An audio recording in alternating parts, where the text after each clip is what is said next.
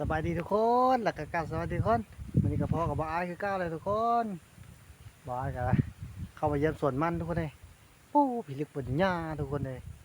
ถึงหญ้าคิวหญ้าคอยโอนทุกคนเลยแล้วก็หญ้านอกอิดนะทุกคนเลยก็กุ๊กเพียงทุกคนมากมันบีบแบบตบแตบนะทุกคนเลยมากนะหมูซื้อมันทุกคนพิลึกบนหญ้าทุกคนเลยอ่า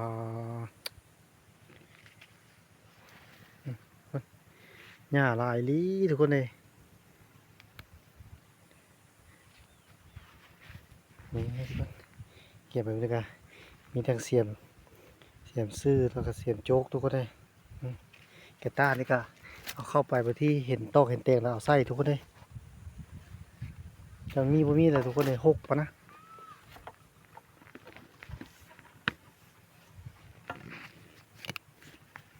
ไปทุกคน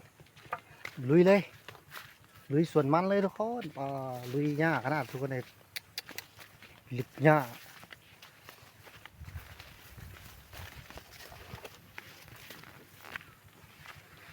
เป็นหญ้าทุกคนทั้งนั้นทุกคนเลยทั้งหญ้าคิวทั้งหญ้าคอยโอ้ทุกคนเลยเต็มไปหมดทุกคนเลย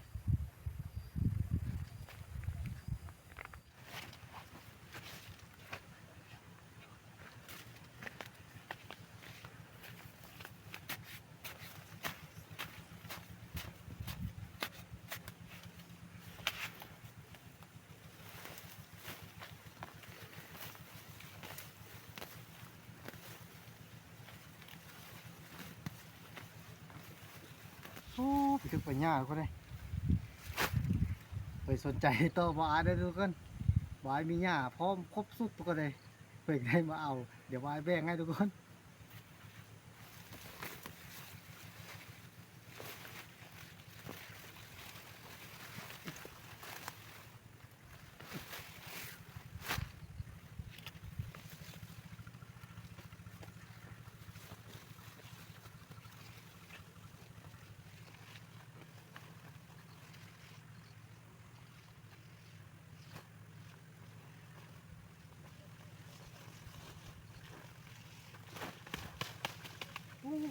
ดูกันหญ้าทุกคน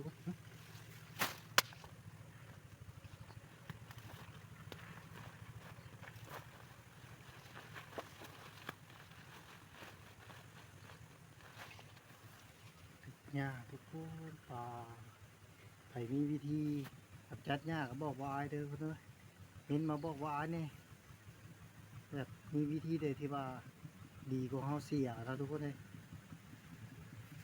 เปิดหูในกับเม้นมาบอกว่าไอ้เด้อทุกคน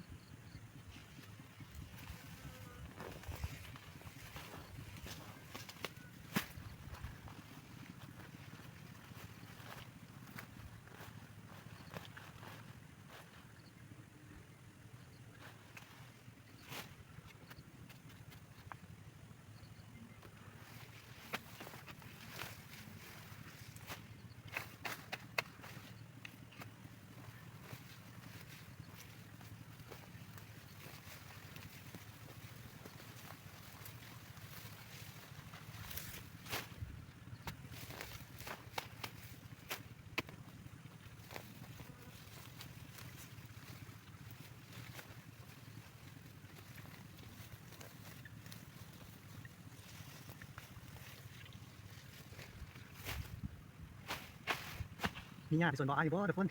แต่ว่าสวนทุกคนมีหญ้าหรือบ่มีแต่สวนบ่อไอ้บ่ทุกคนหญ้าหรือเปล่าหรือกว่าหญ้าทุกคนเปิดมีหญ้าเดี๋ยวกับเม้นบอกไอ้เด้อทุกคน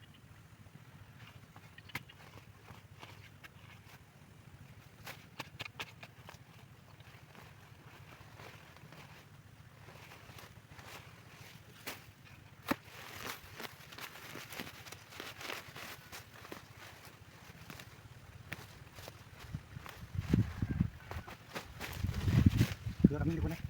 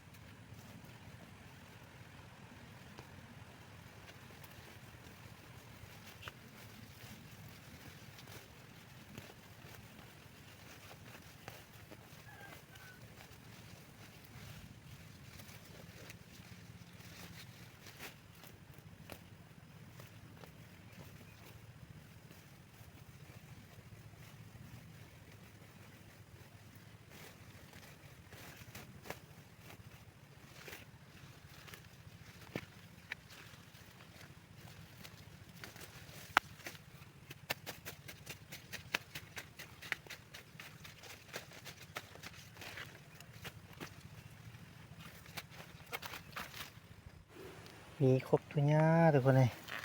นี่ลุกเอาทุกคนเลยตัวนี้มันง่ายนี่ตัวนี้มันยากนี่เขาก็เอาเสียมซับเอาทุกคน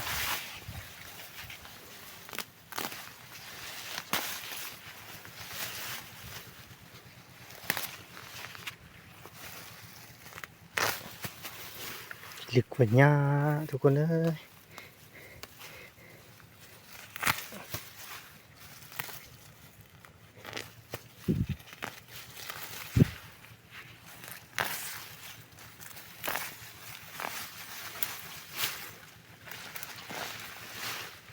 ไปมีวิธีกำจัดหญ้าเม้นมาบอกเบาอายเด้อทุกคนแนะนำเบาอายเนี่ยเฮ็ดให้ได้หญ้าเฮายังตายหรือว่าให้มันบางทุกคนนี่แต่ละปีมานี่ป๊าดโตหญ้าส่วนเบาอายนี่ตึบหน้าทุกคนเลยนั่งเสียหญ้าคือเดียวก็ยังบ่เห็นเนี่ยทุกคนเลยความหนามันนะ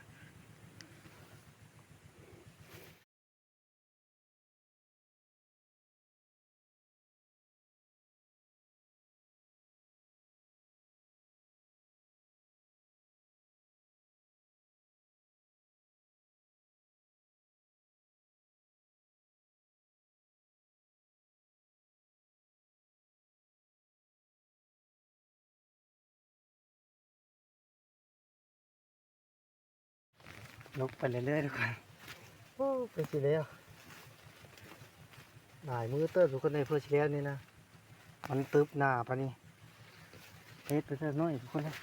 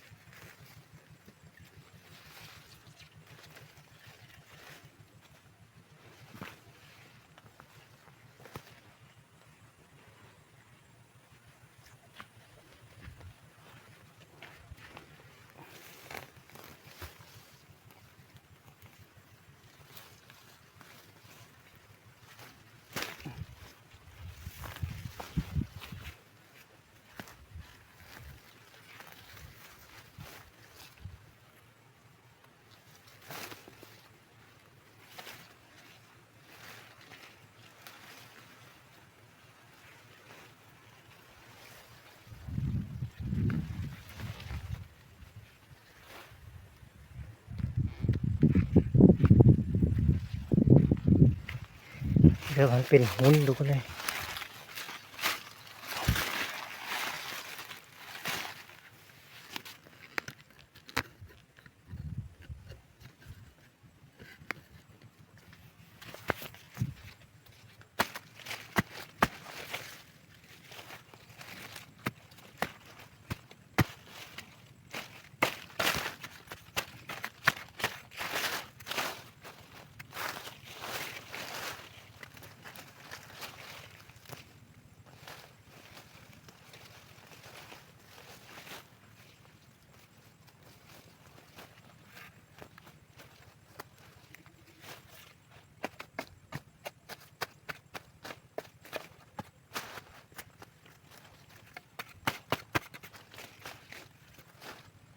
ไปบ้านก่อนไปบ้านกับมาเสียหญ้าใส่บ้านเด้อทุกคนรีบไปหญ้าเลยทุกคนเลยส่วนบ้านกันเลยอยู่เป็นกุ๊กมันทุกคนเลย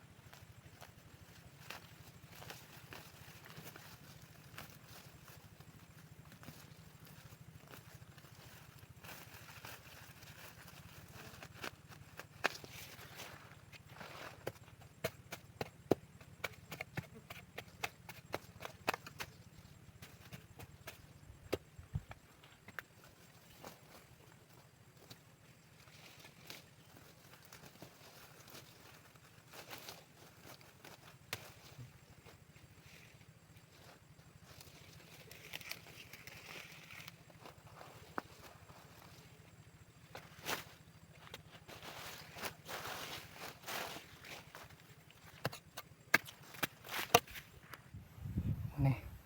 ไปข้างบนได้ทุกคนเลยเต็มมันเยอะอยู่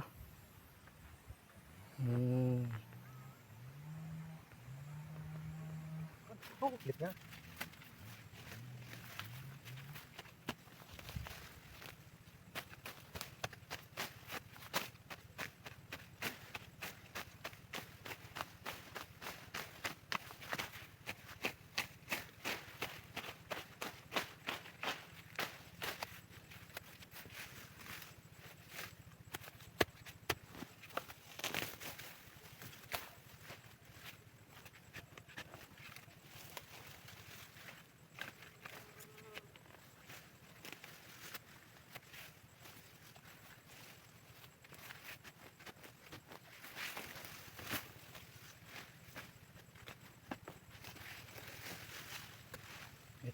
ญ้าดอกอิฐทุกคนเลยต้องจะเป็นป่า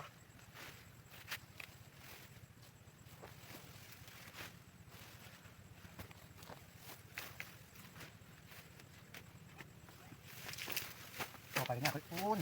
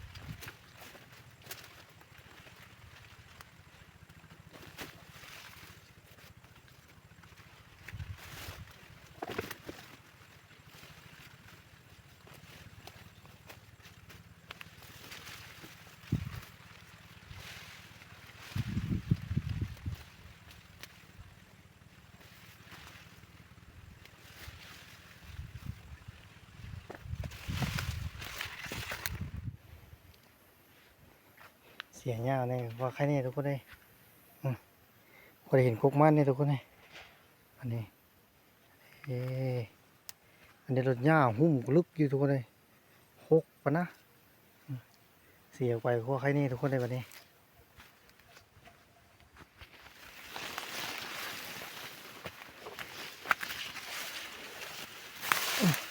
อยู่กับหญ้าทุกคนเลย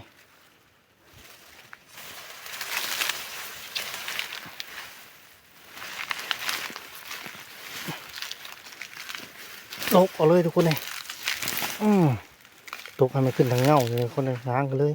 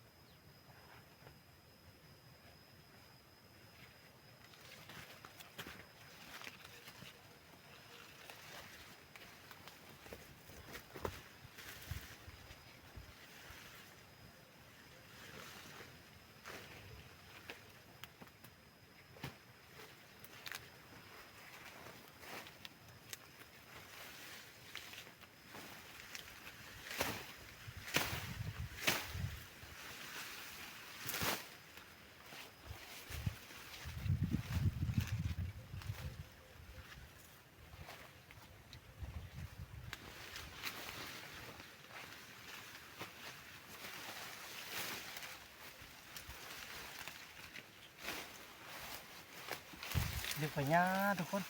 นี่เฮ้ทุกคนบนหญ้าที่เขาเอาทุกคนนี่หญ้าตบแตบแล้วทุกคนนี่มากมันซื่อมันจะซื่อเลยทุกคนนี่มันคือนี่มันพี่มันตอบนี่ทุกคนนี่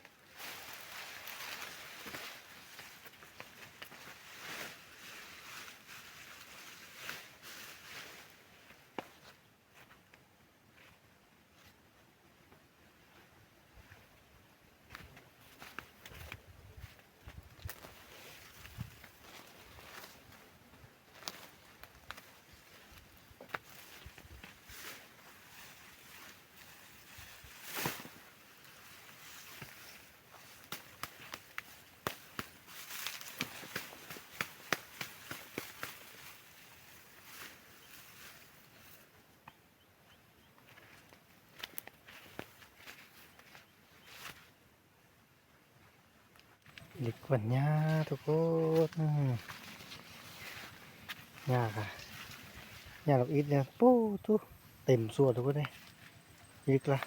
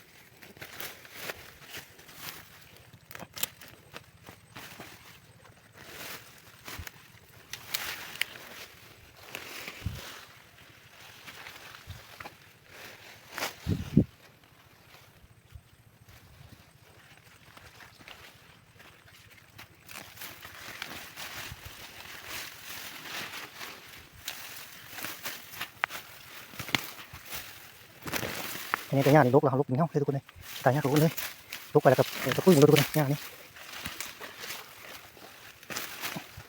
หญ้าดอกอีททุกคนเลยมาทุกคนห้องเลยเนาะคอมเมนต์มาบอกว่าเลยทุกคนนี่หญ้านี่ทางบ้านบอกว่าละของห้องหญ้าดอกอีททุกคนเลยมาทุกคนเราห้องเลยคอมเมนต์มาบอกว่าเด้อทุกคน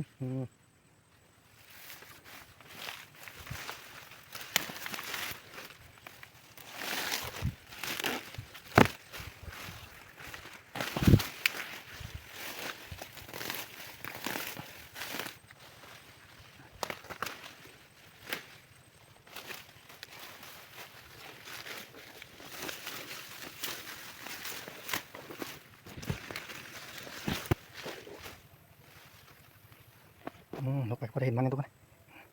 ปีนี้กะบ่ค่อยงามเลยทุกคนเลยหญ้าหุ้มมันนี่มันปีนี้แต่ก็น้ำบวมน้ำจืดทุกคนเลยมันก็ได้มันก็เลยพองามไปเลยปีนี้ใบยากูดทุกคนเลยใครมีวิธีบอกอะไรทุกคนใบเป็นกูดนี่ให้เลยทุกคนเลยเห็นมาบอกอะไรเนี่ยนี่น้อยทุกคนเลยมันไงโอ้ทั่วเลย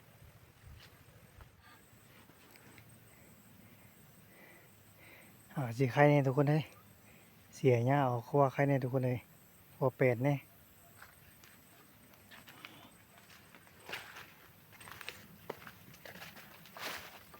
ไปทุกคนเราทางหลังไปคุณน้ำสร้างก่อนทุกคนเลยลงไปคุณน้ำสร้างยี่วังเขาดอดน้องคุดปีกาเนี่ยทุกคนเลยไปคุณน้ำสร้างก่อน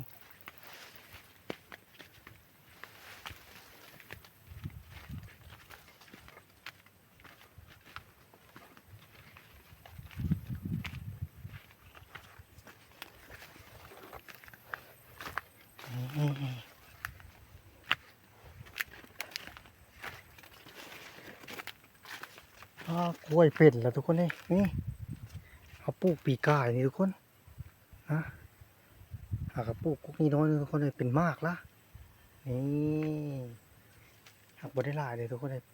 เป็นมากแล้วนะปีหนึ่งทุกคนปีสองบดได้กินนี่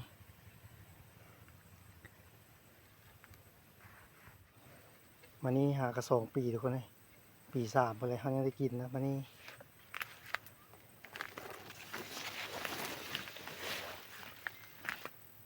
ตัวนี้ก็ได้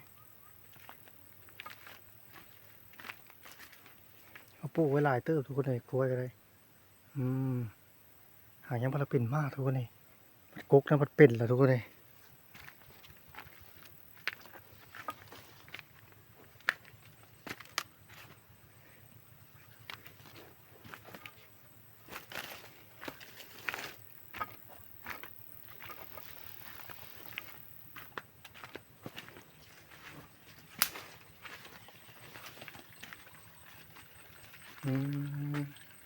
นี่ใส่เลยนะทุกคน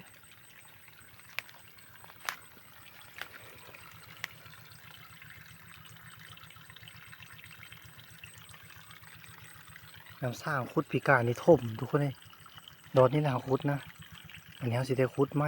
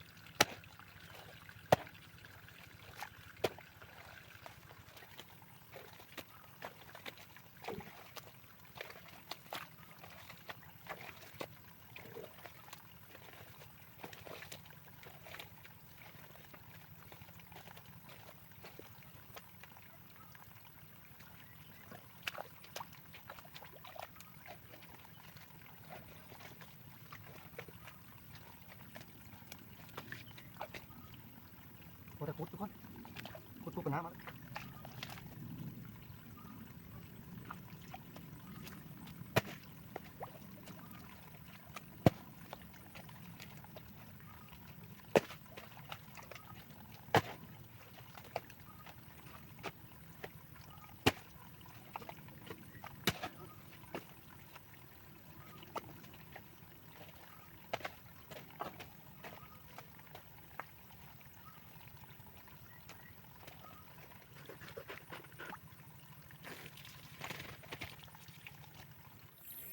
แล้วไปทีเรียบร้อยทุกคนไปนี่สร้างกันแล้วเราทุกคนได้วันนี้รอท่าแต่มันใส่ทุกคนเลยดินดากมันเป็นหินน้ำนอกบนดินดากทุกคนเลยใส่ไว้แล้วทุกคนเลย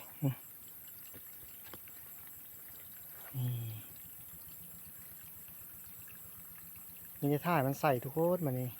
ท่ามันใส่ทุกคนเลยทุกคนเลยเขาเคยคุดทั้งหลายคนเลยเขาเคยคุดแล้วก็ความใส่นะใส่ทุกคนเลยใส่คือน้ำดื่มนี่ทุกคนเลยมันเป็นดินดากผสมหินแห่ทุกคนเลยมันได้ใส่อันนี้ท่าแต่มันใส่เลยทุกคนเลยคุดไม้มันจะคุ้นๆมาแล้วมันนอนไปก็ใส่เลยทุกคนเลย